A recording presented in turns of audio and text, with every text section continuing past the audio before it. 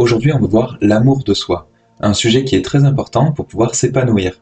Alors si on n'a pas d'amour de soi, on peut être affecté par des effets néfastes, comme par exemple avoir une tendance à la boulimie, à vouloir trop manger. On va aussi chercher l'attention de l'autre, on va chercher aussi potentiellement à vouloir briller pour réclamer de l'attention. On peut être aussi dans la honte, dans la culpabilité ou dans la peur. Alors c'est un cercle vicieux, puisque en fait, moins on va s'aimer et moins on va se sentir aimable. Et plus on va projeter cette image de non-amour. Alors on dit aussi qu'on ne peut pas aimer les autres si on ne s'aime pas soi-même.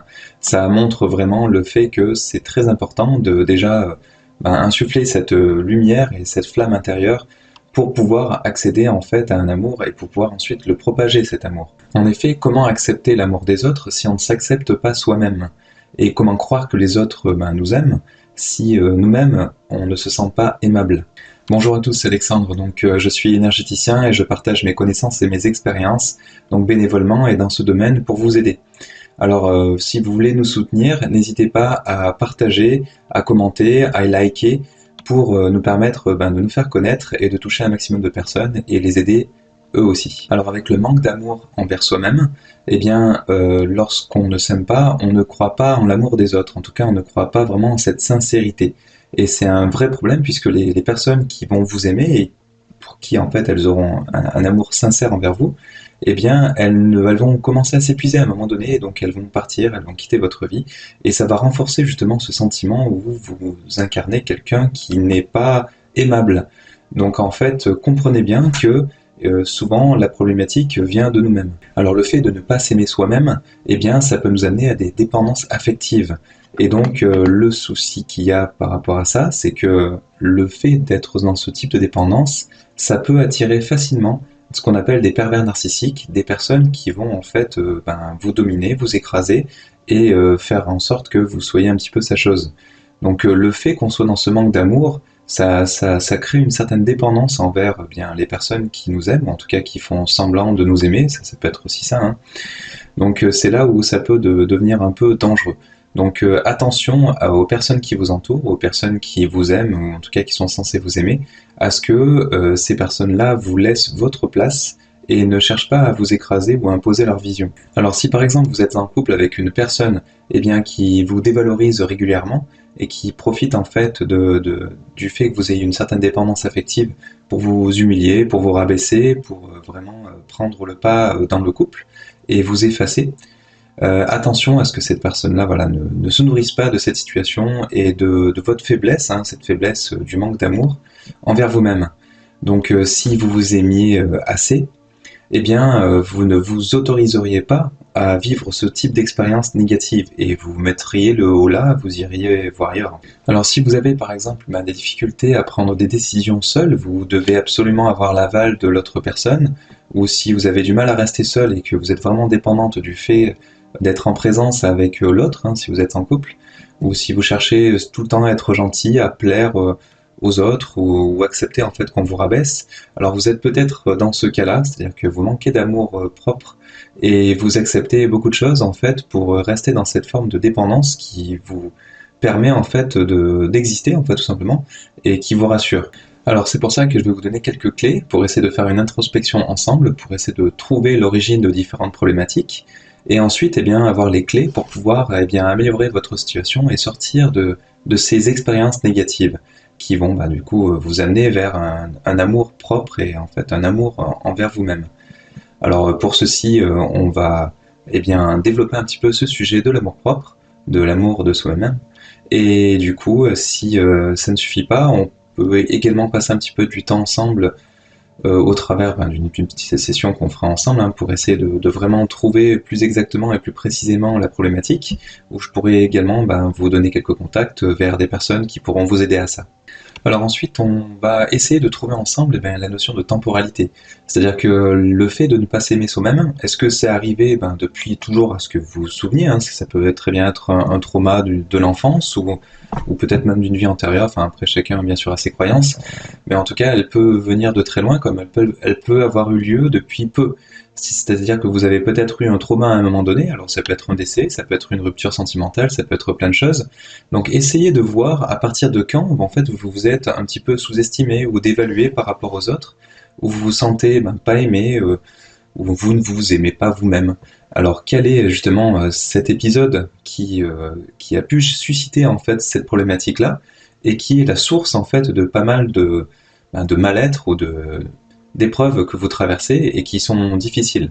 Donc essayez de comprendre l'origine en retraçant un petit peu ce que vous avez pu vivre et en voyant à partir de quand justement ces problématiques-là sont apparues. Alors ça peut être aussi lié au job, tout simplement dans votre entreprise, des choses qui vous sont arrivées. Ça peut être par exemple un supérieur hiérarchique qui a tendance à vous dévaloriser ou vous écraser pour peut-être lui se sublimer. Donc il y en a certains qui sont un petit peu comme ça. Donc essayez de voir quelle est l'origine de ces problèmes. Et lorsque vous avez l'origine, ça vous permettra de travailler sur cette problématique. Alors la plupart du temps, c'est un travail faire sur soi-même, et ça peut être aussi des événements extérieurs qui sont là, qui vous travaillent en fait. Donc après, bien sûr, on peut faire un travail sur soi, mais on peut aussi, si vous n'y arrivez pas, tout simplement changer les choses qui vous sont extérieures. Ça peut être changer d'emploi, si la problématique vient de l'emploi. Si ça vient au niveau du couple, vous pouvez changer peut-être de partenaire, ou en tout cas y réfléchir, ou en tout cas changer votre relation dans le couple. Et sinon, si c'est au niveau de vos parents ou autres, après c'est un travail à faire aussi avec eux, ou prendre de la distance pour vous protéger aussi. Alors parfois, on a tendance à se dévaluer parce que on ne se sent pas parfait. Alors parce qu'il y a toujours des perfectionnistes, et donc après, pour ceci, et comme clé, ce que je peux vous donner, c'est que personne n'est parfait. Regardez bien autour de vous, les personnes que vous aimez, est-ce qu'elles sont vraiment parfaites? Eh bien non, parce que là, en tout cas moi, à ma connaissance, je connais pas forcément de personnes parfaites. On a tous des petites choses à travailler, bien sûr. Donc si vous n'êtes pas une personne parfaite, en tout cas selon votre propre jugement, parce qu'on a tendance souvent à être très sévère envers soi-même, alors c'est pas le cas de tout le monde, mais la plupart du temps c'est le cas, regardez bien les autres aussi. Ils ne sont pas parfaits, vous n'êtes pas parfait, c'est parce que vous avez encore un travail à faire, et c'est normal, on est aussi là sur Terre pour ça. Donc prenez du temps et levez un petit peu certaines exigences. Donc on est souvent parfait dans nos imperfections, ou imparfait dans notre perfection, mais ça c'est le cas pour tout le monde en fait. Alors une autre chose aussi, c'est que comprenez bien que l'amour ne se mérite pas, c'est pas quelque chose qui est accessible parce qu'on a fait telle ou telle chose. Donc à vouloir plaire forcément aux gens, c'est pas forcément comme ça qu'on va obtenir de l'amour. L'amour, c'est encore autre chose, et ça peut s'acquérir sans rien faire, même des fois, on peut être aimé sans forcément rien faire pour. Donc en fait, comprenez bien que l'amour est parfois inconditionnel. Vous avez peut-être vécu ça avec votre maman, ou en tout cas avec vos parents, ou peut-être vos grands-parents, où en fait on vous a donné de l'amour, ces personnes-là vous ont aimé, mais sans rien vous demander en retour. Alors après, pour vous aider dans votre introspection, si effectivement c'est bien quelque chose qui a lieu dans le passé, que vous connaissez, alors ça peut être un événement, alors essayez de vous interroger, de qui souhaitiez-vous être aimé à un moment donné, et pour qui ça n'a pas fonctionné.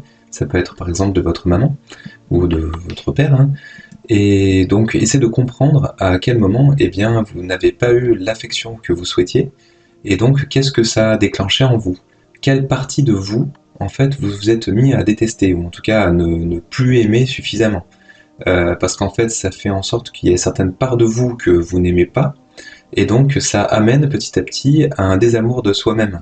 Donc c'est là où il faudra justement y retravailler pour comprendre que ces deux trois peut-être critères ne sont peut-être pas jugés à leur juste valeur, peut-être par la personne qui ne vous a pas aimé justement à votre juste valeur. Et voilà, après on a tous des traits de caractère en fait, sur lesquels en fait on a tous à travailler ou pas, c'est-à-dire que ça peut être vu selon un certain jugement comme une qualité ou un défaut. Donc on ne peut pas plaire à tout le monde. Pour certaines personnes, certains traits de nos caractères sont des qualités, pour d'autres des défauts, donc on va plaire à certains et pour d'autres on va leur déplaire.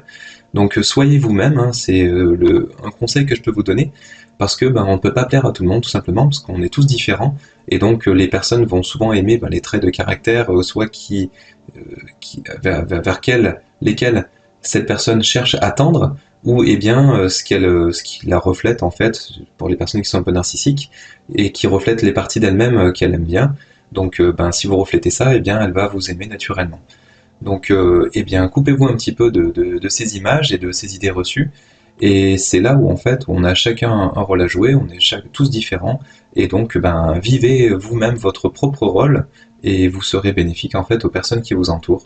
Donc donnez-vous l'amour que vous n'avez pas reçu au moment où vous le souhaitiez, donc en vous faisant plaisir, en faisant des choses qui vous plaisent, et par exemple en recevant ce que vous auriez souhaité à l'époque. Donc le passé c'est du passé, soyez dans le présent, parce que le passé vous a construit, c'est ce qui fait que vous êtes ce que vous êtes. Maintenant, si c'est des choses que vous avez traînées du passé et qui vous amènent des choses négatives aujourd'hui, eh bien libérez-vous-en. Donc il y a un travail à faire effectivement à ce sujet.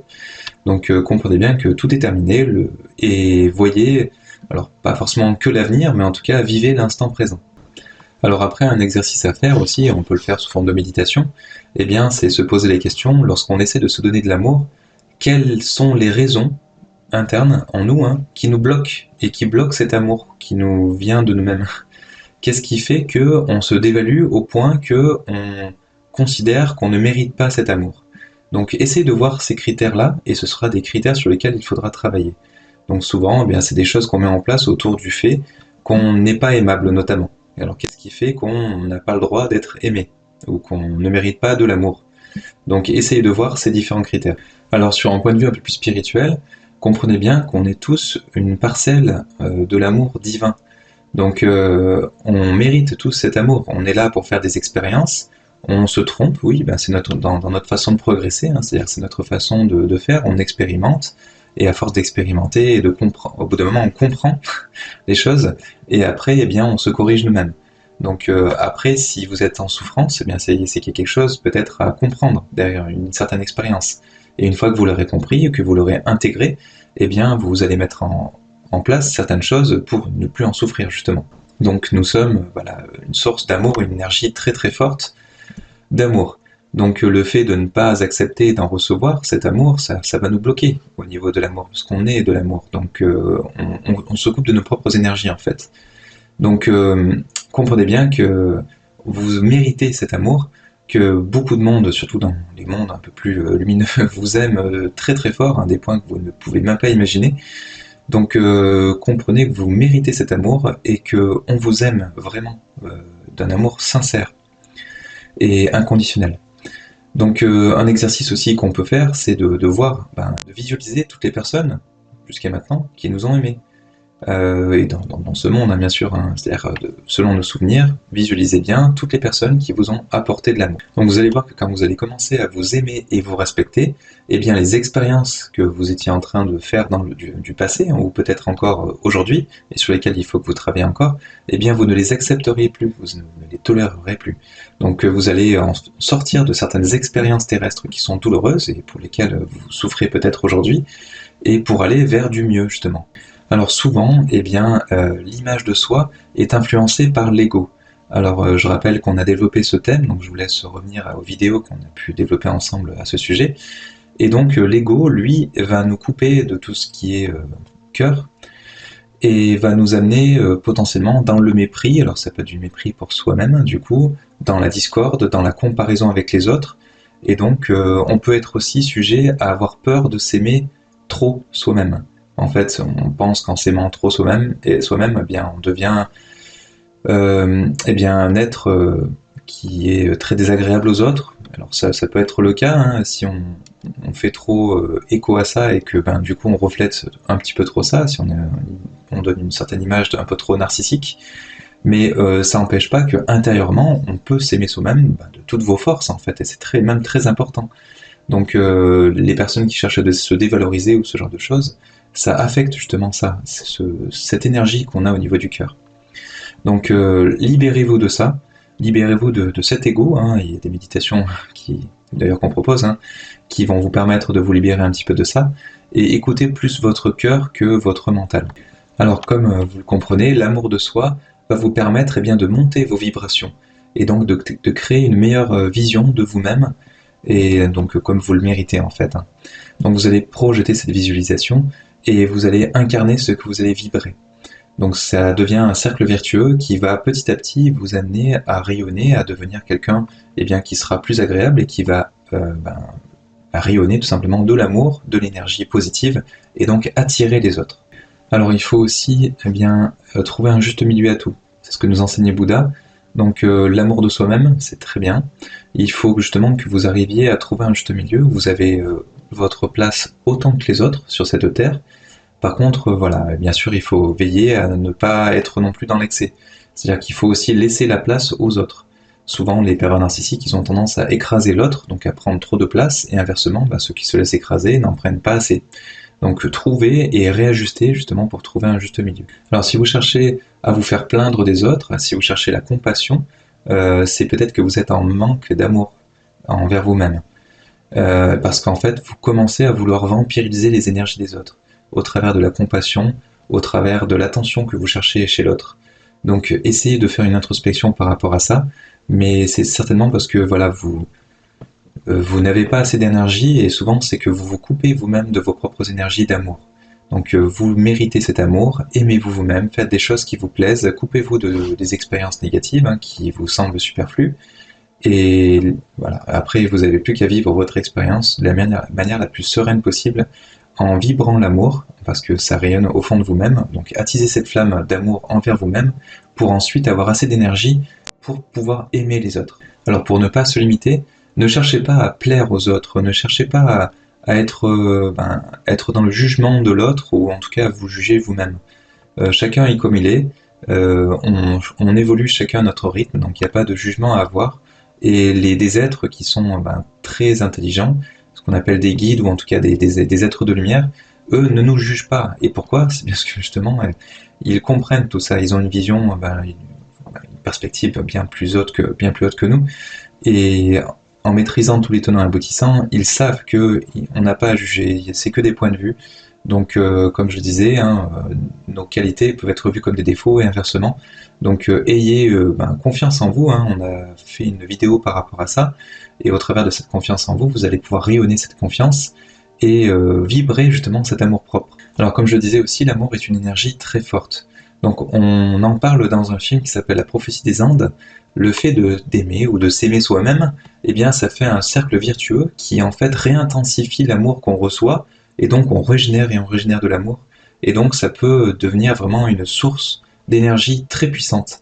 Donc c'est pour ça que le fait de s'en couper, c'est-à-dire de ne pas s'aimer soi-même, de se bloquer de cet amour, nous bloque non seulement de notre propre amour, donc de cette énergie qui est très, très forte et très importante, mais ça peut aussi nous bloquer des énergies des autres, de ceux qui cherchent à nous aimer.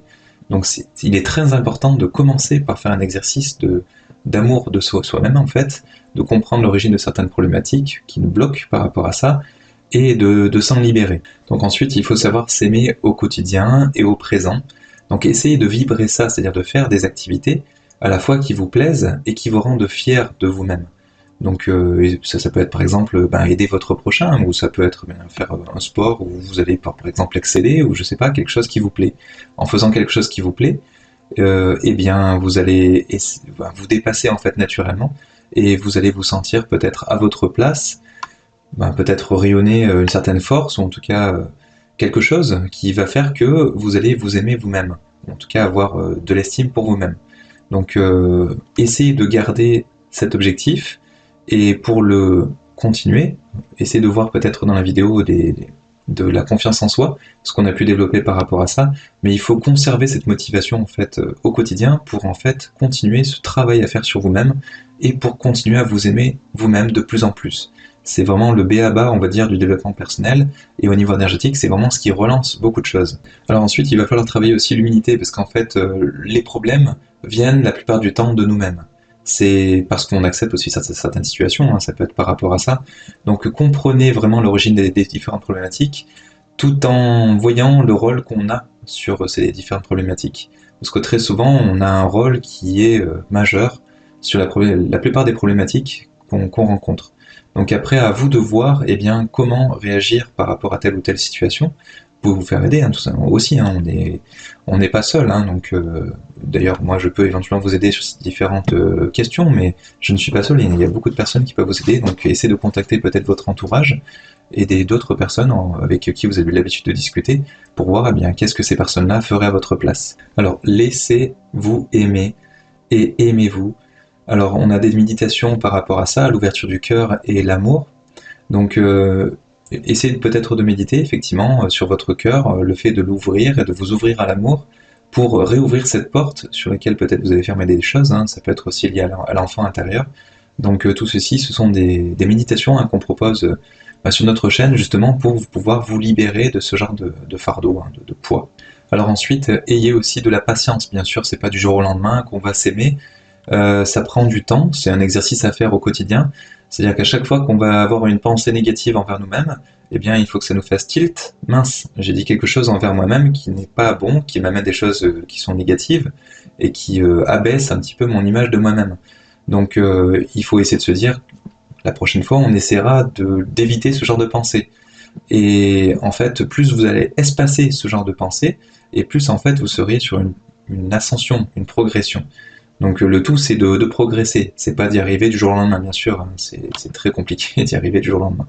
Donc c'est un travail à faire vraiment au quotidien et c'est un travail de longue haleine pour petit à petit monter une marche après l'autre et y arriver. Et si en voulant mettre des choses en place, eh bien vous vous rendez compte qu'il y a certaines choses qui ne fonctionnent pas, eh bien c'est normal. Et en fait il y a toujours des choses à réajuster, donc eh bien ça veut simplement dire que il faut comprendre de votre expérience quelles ont été les choses qui ont bien marché et qu'est-ce qui n'a pas bien marché. Et ce qui n'a pas bien marché, eh bien, la prochaine fois, ça marchera mieux parce que vous allez pouvoir mettre en place des choses justement pour y arriver, pour faire en sorte que ça marche mieux la prochaine fois.